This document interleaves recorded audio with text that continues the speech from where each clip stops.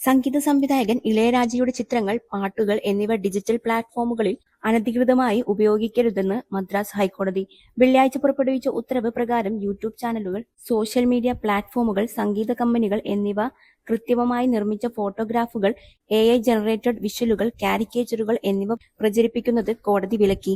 തന്റെ വ്യക്തിത്വ അവകാശങ്ങൾ സംരക്ഷിക്കണമെന്ന് ആവശ്യപ്പെട്ട് ഇളയരാജ നൽകിയ ഹർജിയിലാണ് ജസ്റ്റിസ് N സെന്തിൽ കുമാറിന്റെ ഇടക്കാല വിധി. പൊതുജനങ്ങൾ ഇളയരാജയുടെ സംഗീതം ആസ്വദിക്കുന്നത് തടയുക എന്ന ലക്ഷ്യത്തോടെയല്ല ഹർജി സമർപ്പിച്ചിരിക്കുന്നതെന്ന് അഭിഭാഷകൻ S പ്രഭാകരൻ വ്യക്തമാക്കി. റീലുകൾ, മീമുകൾ, ഡീഫേക്ക് സ്റ്റൈൽ വീഡിയോകൾ, മോർഫ് ചെയ്ത ഫോട്ടോഗ്രാഫുകൾ എന്നിവയുൾപ്പെടെ ഇളയരാജയുടെ ഐഡന്റിറ്റി വ്യാപകമായുള്ള വാണിജ്യ ചൂഷണത്തിന് വിധേയമാകുന്നത് കൊണ്ടാണ് ആശങ്ക ഉടലെടുത്തതെന്ന് അദ്ദേഹം പറഞ്ഞു.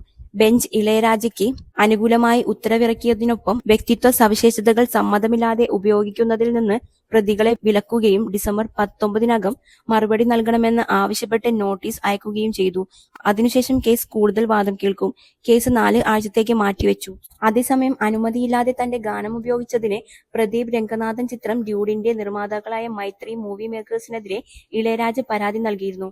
ഭാരതിരാജ സംവിധാനം ചെയ്ത പുതുനെല്ലു പുതുനാട് എന്ന സിനിമയിലെ കറുത്തമച്ച എന്ന ഗാനം അനുമതിയില്ലാതെ ഉപയോഗിച്ചെന്നായിരുന്നു ഇളയരാജയുടെ പരാതി.